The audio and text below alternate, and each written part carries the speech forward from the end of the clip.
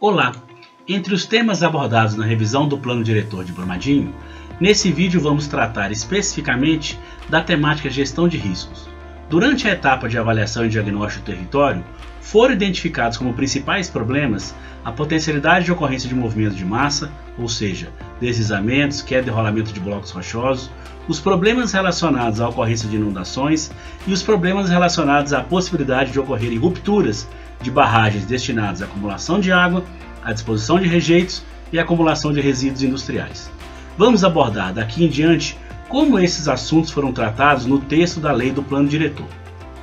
O primeiro artigo que vamos abordar é o artigo 153, que estabelece que a gestão de riscos no território de Brumadinho tem como objetivo geral reduzir e controlar os riscos geológicos, hidrológicos e de outras naturezas decorrentes da ocupação urbana e rural local, aprimorando as condições de vida e segurança habitacional e social da população. Como principais diretrizes elencadas em relação à gestão de risco, podemos destacar, conforme o artigo 154, a priorização de ações de caráter preventivo, prevenir a formação de novas áreas de risco por meio de diretrizes de urbanização e edificação, coibir o surgimento de ocupações urbanas nas áreas suscetíveis a inundações, deslizamentos, queda e rolamento de blocos rochosos, envolver efetivamente a população em todo o ciclo de desenvolvimento dos programas e ações voltados à redução do risco, reduzir os níveis de risco por meio da implantação de obras nas áreas de risco já existentes, realizar vistorias periódicas nas áreas de risco e fiscalização das obras em andamento, prestar socorro imediato à população atingida por inundações e outros eventos e manter atualizado o mapeamento de áreas de risco. As ações prioritárias propostas compõem o artigo 155, sendo as principais a revisão do Plano Municipal de Gestão de Riscos, que é do ano de 2014, a realização das atividades participativas envolvendo moradores e lideranças comunitárias para a discussão da temática risco geológico e hidrológico, a inclusão da temática risco geológico e hidrológico de forma transversal nas escolas municipais, a capacitação dos servidores públicos municipais para a elaboração de diagnóstico, prevenção e gerenciamento de risco e a elaboração de um plano municipal de gestão de barragens. Considerando o desastre ocorrido recentemente e o número de barragens ainda existentes no município, estamos propondo para o município de Brumadinho, conforme o artigo 156 da Minuta de Lei, a criação de um instrumento inédito, denominado Plano Municipal de Gestão de Barragens, que deverá englobar todas as barragens destinadas à acumulação de água para quaisquer usos, a disposição final ou temporária de rejeitos e a acumulação de resíduos industriais existentes no município, mas de forma integrada, com o intuito de se construir dentro da estrutura administrativa municipal um instrumento que subsidie o gerenciamento efetivo e integrado das ações propostas por cada um dos empreendimentos existentes em Brumadinho em seus respectivos planos de ação emergencial, principalmente em relação às ações preventivas. Assim, esse Plano Municipal de Gestão de Barragens terá como principais objetivos exigir dos empreendimentos minerários a atualização periódica do Plano de Ação Emergencial, que conhecemos como PAI, exigir a atualização sistemática dos cenários hipotéticos de ruptura das barragens, sendo que os resultados das modelagens devem ser apresentados pelas empresas à Prefeitura Municipal e à sociedade, inserir os cenários hipotéticos de ruptura no Sistema de Informações Ambientais de Brumadinho, que também está sendo proposto nessa minuta de lei, exigir dos empreendimentos minerários o cumprimento do artigo 15º da Lei Federal 12.334, que é a Política Nacional de Segurança de Barragens, com estabelecimento do Programa de Educação e de Comunicação sobre Segurança de Barragem, sempre buscando o maior controle dos riscos e a melhoria das condições de vida e segurança da população. Apresentadas as premissas estabelecidas para a gestão de risco, agora vamos abordar como os problemas relacionados aos movimentos de massa, inundações, atividade de mineração e a área atingida pela ruptura da barragem B1 do Córrego do Feijão foram tratados e inseridos na minuta de lei proposta. Para isso, precisamos lembrar do artigo 161, que define o macrozoneamento municipal de forma a orientar as normas de parcelamento, uso e ocupação do solo, além de delimitar a divisão do território em função de suas características. Especificamente ao que queremos abordar nesse vídeo, é necessário ressaltar que o macrozoneamento constitui-se ainda por diferentes sobrezoneamentos que identificam áreas de tratamento ambiental e urbanístico específicos, sendo eles sobrezona de mineração, sobrezona de recuperação ambiental e sobrezonas de proteção ambiental e ocupação restrita 1, 2 e 3.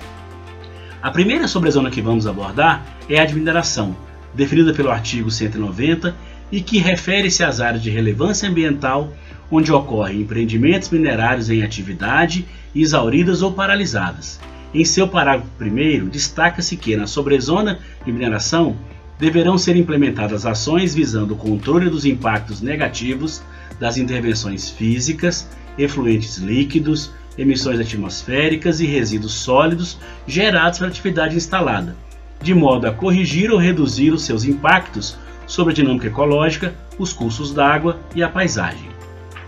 Todas as áreas que foram delimitadas relacionadas às sobrezonas propostas podem ser visualizadas nos mapas correspondentes a cada sobrezona, sendo que estes encontram-se em anexo à minuta de lei.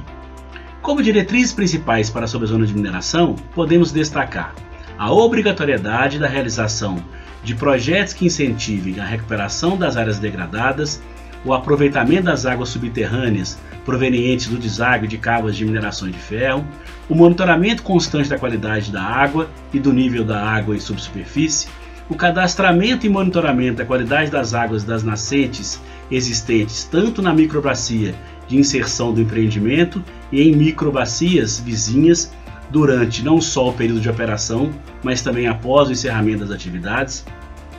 exigir dos empreendimentos de mineração a apresentação por meio de audiências públicas dos planos de fechamento de mina finais e executivos, dos planos de descaracterização e descomissionamento de barragens de rejeito e de barragens de resíduos industriais, promover o controle das linhas de transporte fretado e do acesso dos veículos de serviço, de forma que cumpram sua função sem impactar de forma significativa as regiões vizinhas e buscar soluções para o conflito com a circulação de caminhões das áreas mineradoras com as áreas vizinhas, evitando assim a circulação de caminhões em vias públicas. A próxima sobrezona que vamos tratar é a sobrezona denominada como de recuperação ambiental, que é formada pela área diretamente atingida pelo rompimento da barragem B1 do Córrego do Feijão, onde deverão ser implementadas ações visando a recuperação do ambiente que foi modificado. Como diretrizes principais para essa sobrezona, que compõe o artigo 92, podemos elencar o desenvolvimento de atividades para a contenção e remoção dos rejeitos depositados na área após a ruptura da barragem B1, de forma a evitar que esse chegue até o rio Paraopeba, o desenvolvimento de atividades visando o tratamento das águas superficiais e subsuperficiais, fluviais, próximos à confluência do Ribeirão Ferro Carvão com o rio Paraopeba, a necessidade de considerar a população vizinha na definição do uso futuro da área impactada, a avaliação sistemática da qualidade das águas dos rios afetados e o estabelecimento de diretrizes e apoio à remediação do dano gerado pelo rompimento da barragem, com a implantação de um espaço de memória para o reconhecimento do desastre e das pessoas atingidas. Por último e não menos importante, vamos tratar do artigo 196, que define a sobrezona de proteção ambiental e ocupação restrita 3. Essa sobrezona refere-se às áreas que são classificadas como de alta suscetibilidade à ocorrência de processo de inundação, áreas estas mapeadas na etapa de diagnóstico do meio físico. As diretrizes principais estabelecidas para essa sobrezona compõem o artigo 196, destacando-se o desestímulo a ocupações permanentes nessa sobrezona, o controle da ocupação de áreas de suscetibilidade e risco de inundação através de regulamentação, o aumento da percepção do risco de inundação por parte da população e, consequentemente, a sua capacidade de autodefesa. Em relação à área urbana do município, para que se tenha uma maior capacidade de gestão do risco e considerando as inundações já ocorridas e que certamente voltarão a ocorrer, propõe-se, conforme o artigo 97, que deverão ser elaborados estudos hidrológicos da bacia do Paraopeba para a definição de normas para o controle do adensamento da ocupação, para o cenário de suscetibilidade e risco à inundação e utilização dessas manchas para subsidiar o plano de contingência do município. Finalizo esta apresentação lembrando que o que foi abordado nesse vídeo é apenas uma parte da lei complementar que dispõe sobre o plano diretor participativo do município de Brumadinho, que será aplicada na totalidade do seu território. Não deixe de acessar as demais informações que foram geradas e de enviar as contribuições e críticas.